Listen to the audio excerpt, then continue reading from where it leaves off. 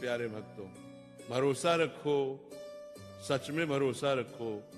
क्योंकि जब इंसान की आवाज थक जाती है, जब शब्द टूट जाते हैं, जब आंसू भी साथ छोड़ देते हैं, तब भी ऊपर बैठा वो सब सुन रहा होता है।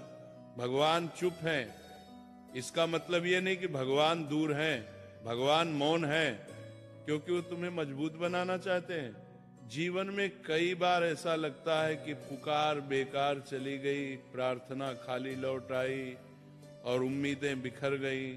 पर याद रखना, हर आह, हर सिसकी, हर अधूरी पुकार का हिसाब रखा जाता है। देर होती है, अंधेर नहीं। यही गीता का सार है, यही जीवन का सत्य है। जब मन टूटता है, जब भरोसा डगमगाता है, जब लगता है कि सब कुछ खत्म हो गया, तभी सबसे ज्यादा सुनवाई होती है। भगवान भीड़ की आवाज नहीं सुनते, वो टूटे हुए दिल की खामोशी सुनते हैं।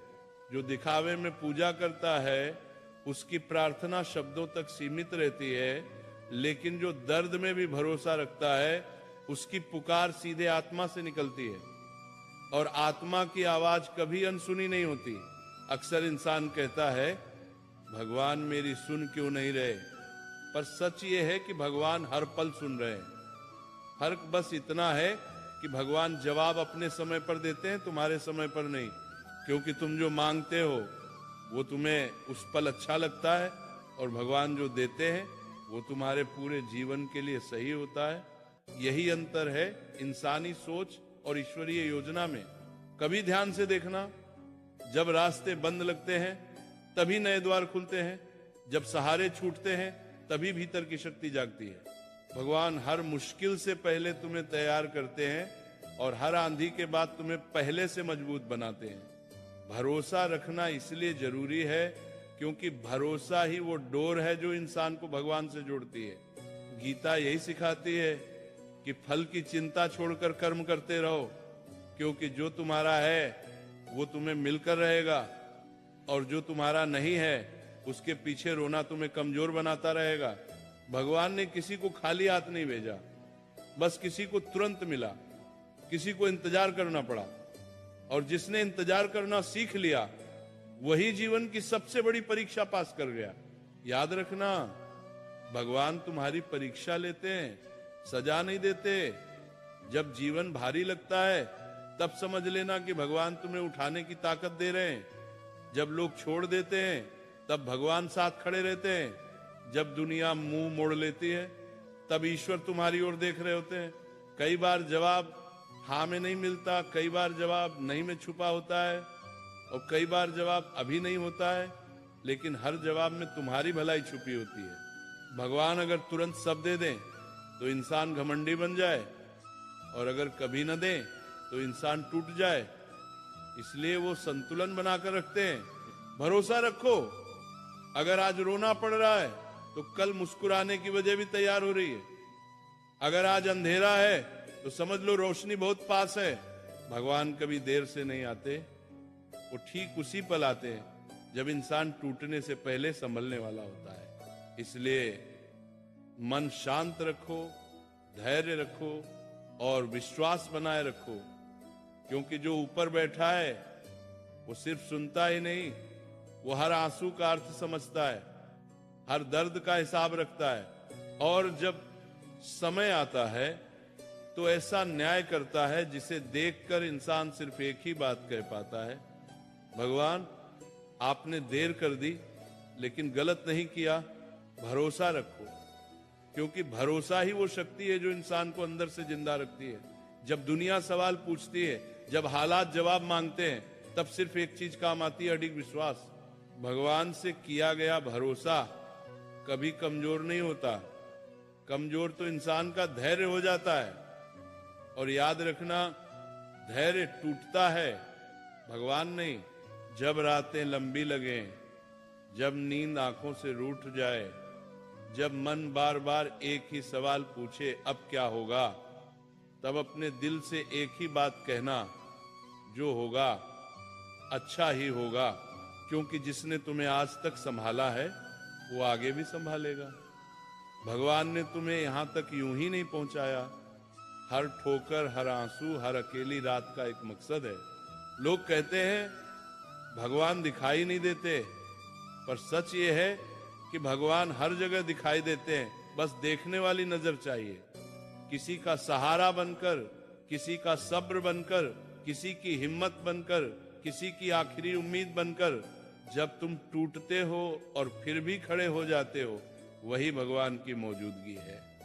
जब तुम हार मानने वाले होते हो और भीतर से आवाज आती है थोड़ा और चल, वही ईश्वर का संकेत है। गीता का सार सीधा है, डर छोड़ो, क्योंकि डर वही होता है जहां भरोसा कम होता है। जिसने भगवान पर छोड़ दिया उसने चिंता छोड़ दी, जिसने चिंता छोड़ दी उसने आधी लड़ाई जीत ली। जीवन की सबसे बड़ी गलती यही है कि इंसान भविष्य की चिंता में आज को खो देता है। राधे राधे प्यारे भक्तों, अकेलापन ही तेरा भाग्य चमकाएगा। ये वाक्य सुनने में कठोर लगता है, पर यही जीवन का सबसे गहरा सत्य है। जब मनुष्य भीड़ में होता है तब वो दूसरों की आवाजों में उलझा रहता है, उनकी अपेक्षाओं में बंधा रहता है, उनकी राय के बोझ से दबा रहता है। पर जिस दिन जीवन तुम्हें अकेला कर देता है, उसी दिन परमात्मा तुम्हारे भीतर की आवाज को तेज कर देता है। उसी दिन तुम्हारी आत्मा बोलना शुरू करती है और उसी दिन तुम्हारा वास्तविक जन्म होता है।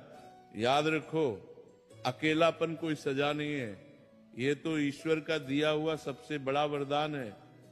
क्योंकि अकेलेपन में ही मनुष्य स्वयं से मिलता है, स्वयं को पहचानता है और स्वयं को गढ़ता है। जब चारों ओर से लोग छूट जाते हैं, जब अपने ही पराये लगने लगते हैं, जब कोई तुम्हारी पीड़ा समझने वाला नहीं दिखता, तब मन में प्रश्न उठता है, मेरे साथ ही ऐसा क्यों? पर उसी क्षण भीतर से एक मौन स्वर कहता है, क्योंकि तू अब मजबूत बनने वाला है। ईश्वर कमजोर आत्माओं को अकेलेपन की अग्नि में नहीं डालता। ये अग्नि उन्हीं के लिए होती है जिनमें सोना बनने की क्षमता होती है। अकेलापन तुम्हें तोड़ने नहीं आता, अकेलापन तुम्हें तराशने आता है।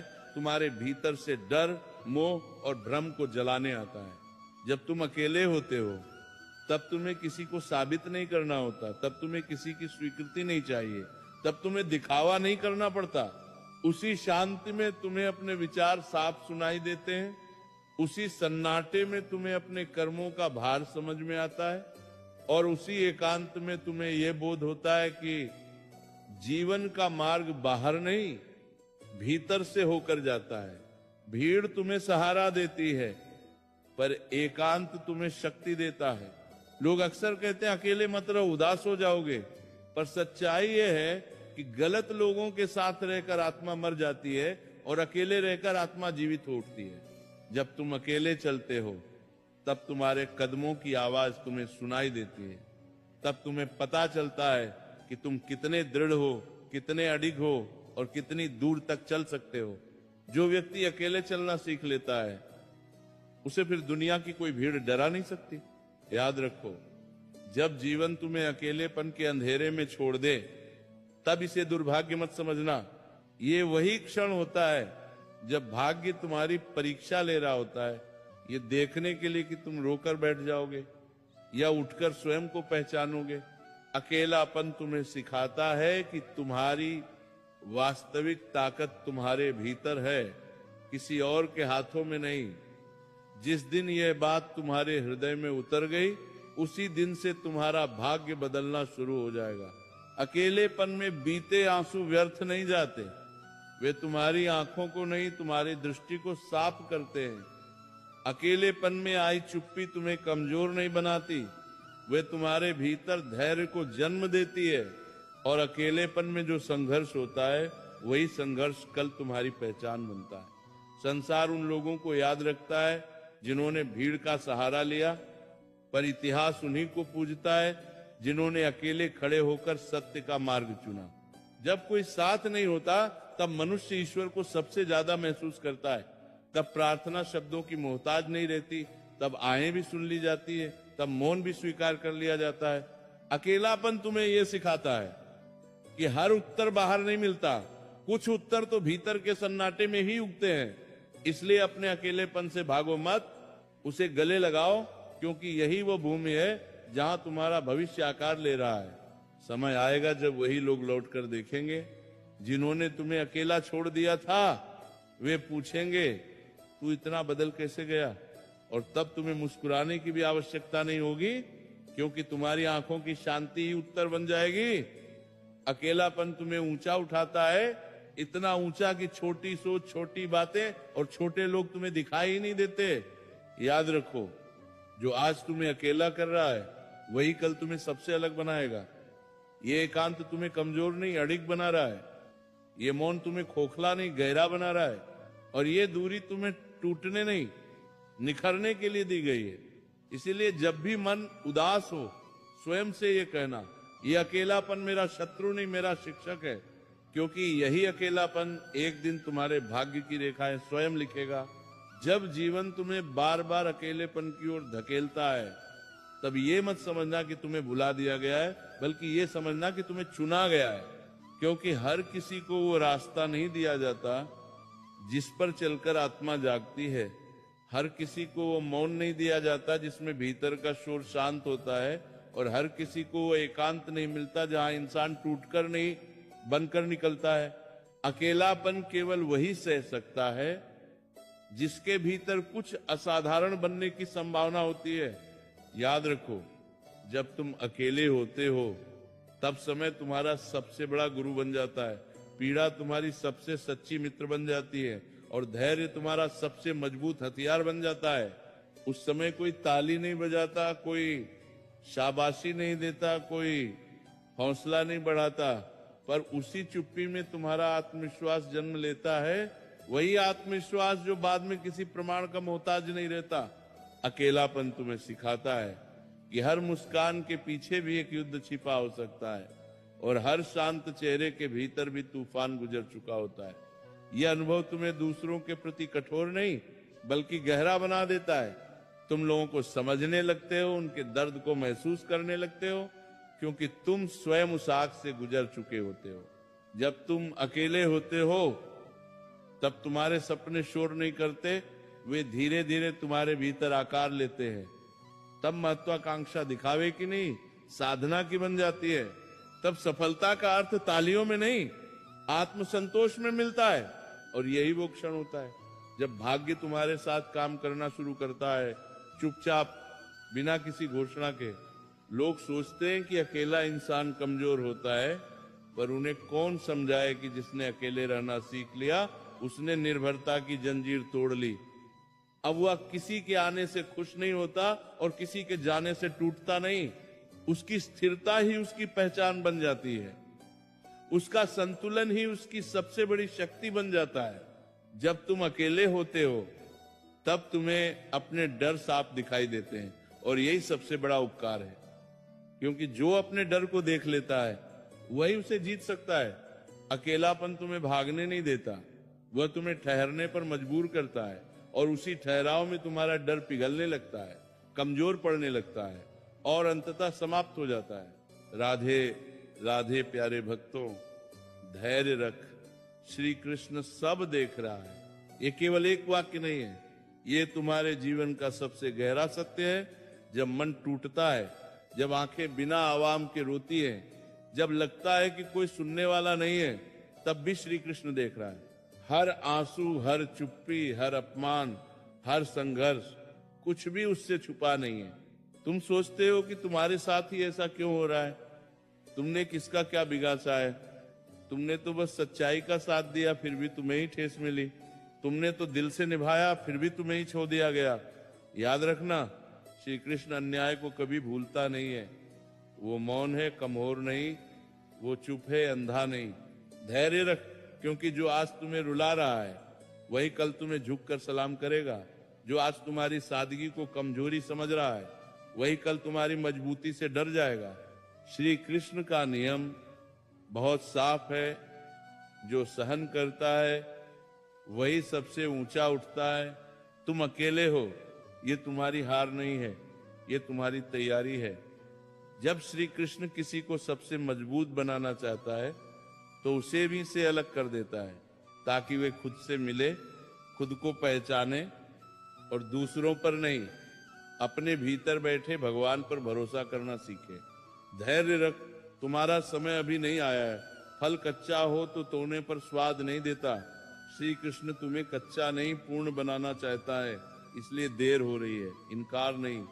इसीलिए परीक्षा है, ससा नहीं।